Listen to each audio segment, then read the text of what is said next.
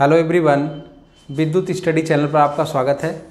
विद्युत study channel पर आज हम आपको बताने जा रहे हैं हाइड्रो इलेक्ट्रिक पावर प्लांट। देखिए, हाइड्रो इलेक्ट्रिक पावर प्लांट के बारे में सब कुछ डिटेल बोर्ड पे लिखा गया है, लेकिन इसमें जो लिखा गया वो इंग्लिश में लिखा गया है, तो थोड़ा सा आपको एडजस्ट करना पड़ेगा।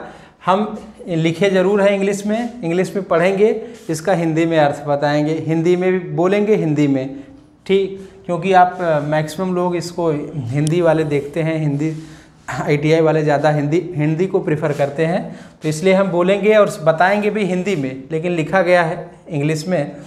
तो आज हाइड्रो इलेक्ट्रिक पावर प्लांट के बारे में हम आपको सब कुछ बताएंगे कि हाइड्रो इलेक्ट्रिक पावर प्लांट किस लोड पर यूज़ होता है, पीक लोड पे या बेस लोड पे।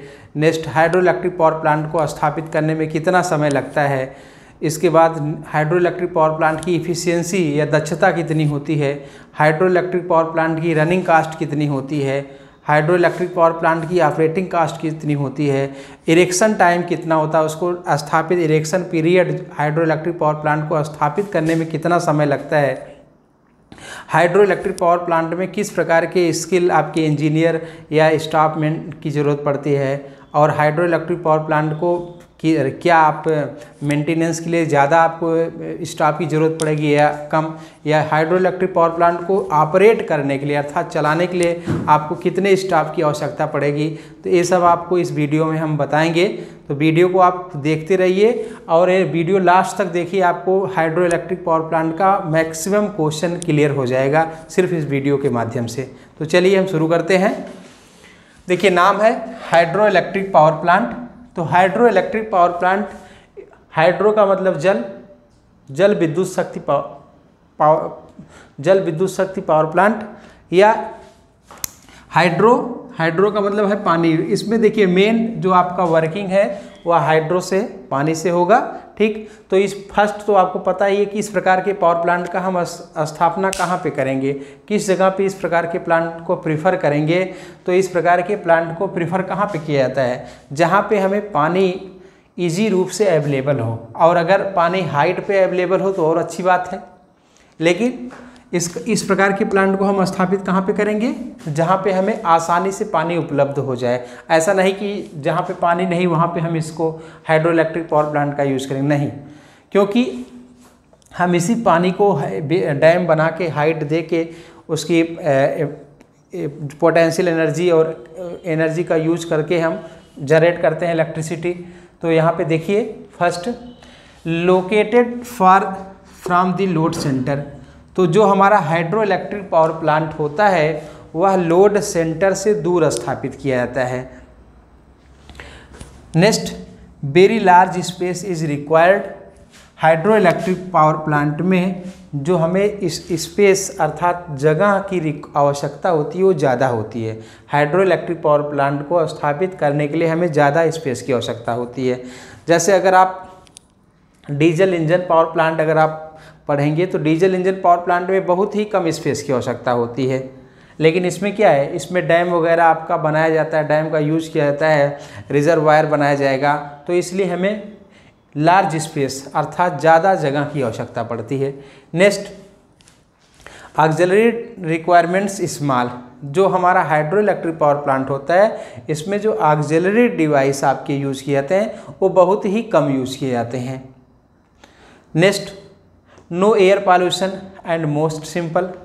यह hydro electric power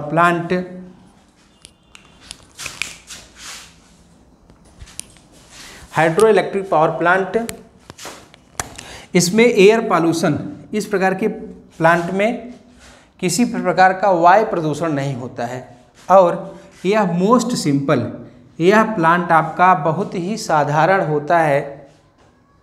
next, hydro electric power plant को स्टार्ट करने में इसका जो स्टार्टिंग टाइम है, हाइड्रो इलेक्ट्रिक पावर प्लांट का जो स्टार्टिंग टाइम है इसको हम 5 से 10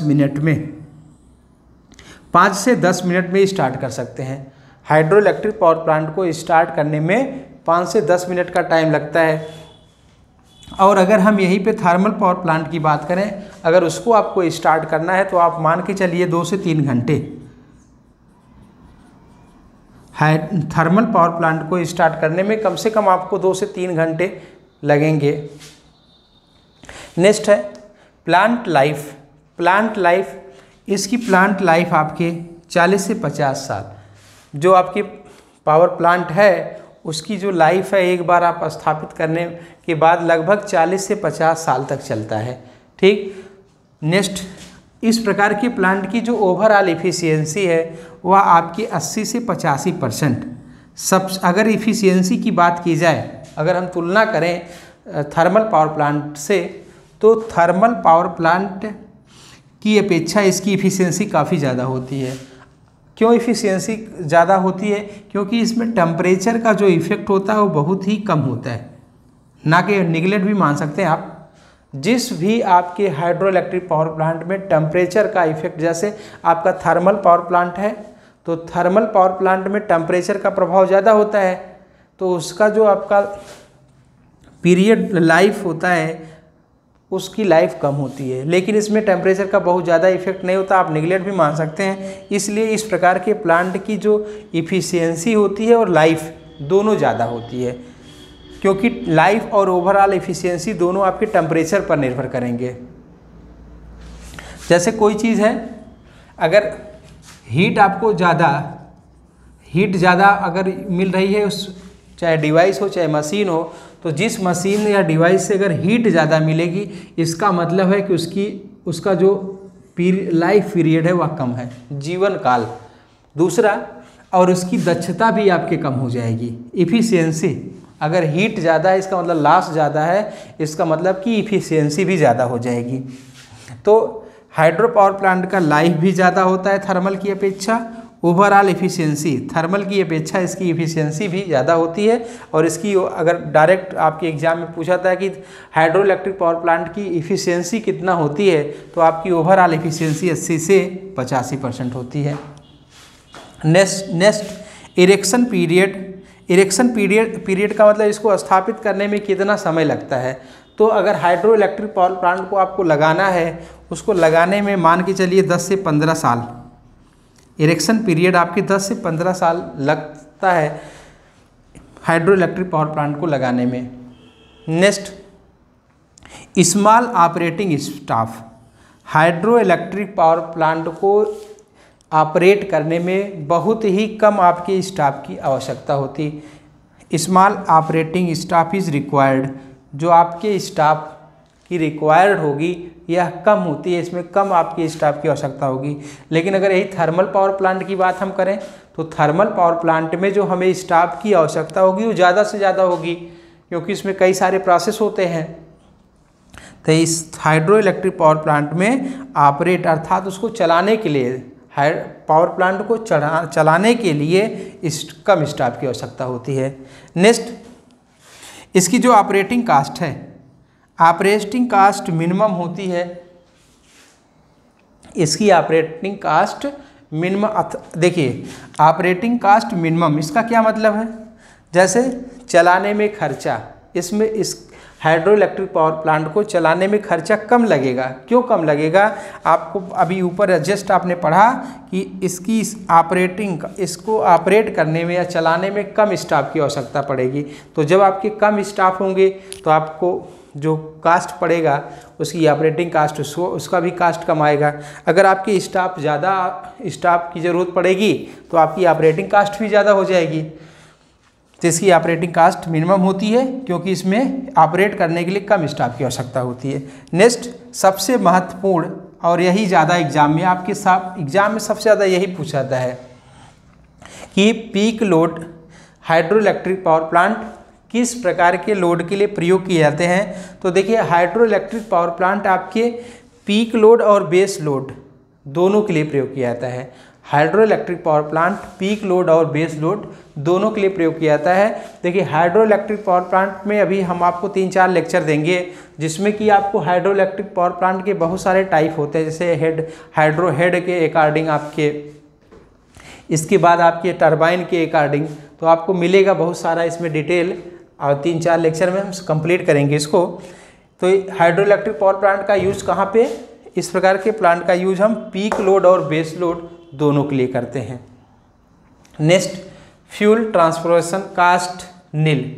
फ्यूल ट्रांसफॉर्मेशन कास्ट, नील का मतलब है कि जो फ्यूल को अब ऐसा है कि अगर हम थर्मल की बात करें तो फ्यूल ट्रांसफॉर्मेशन कास्ट इसकी हाई ज़्यादा होगी, क्योंकि कोयला आप एक कोयला भंडार से लेके आएंगे, ठीक, उसको बॉयलर के पास लाएंगे।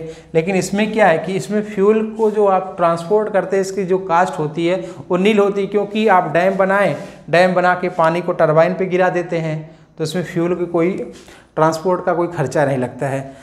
इसके बाद स्टैंड बाई लॉस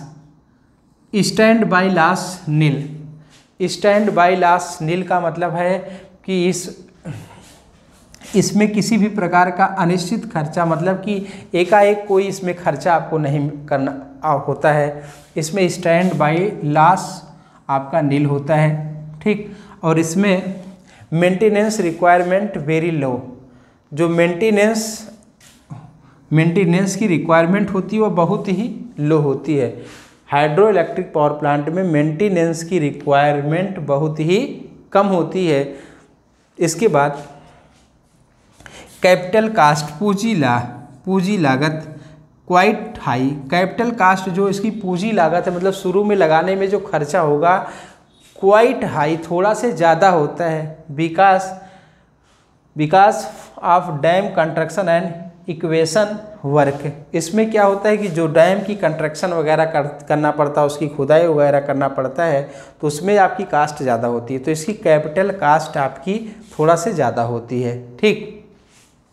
तो हाइड्रो इलेक्ट्रिक पावर प्लांट, इसका सबसे ज़्यादा महत्वपूर्ण आपका है कि हाइड्रो इलेक्ट्रिक पावर प्लांट किसके लिए प्रयोग किया जाता है, पीक लोड और बेस लोड के लिए। चलिए, थैंक यू।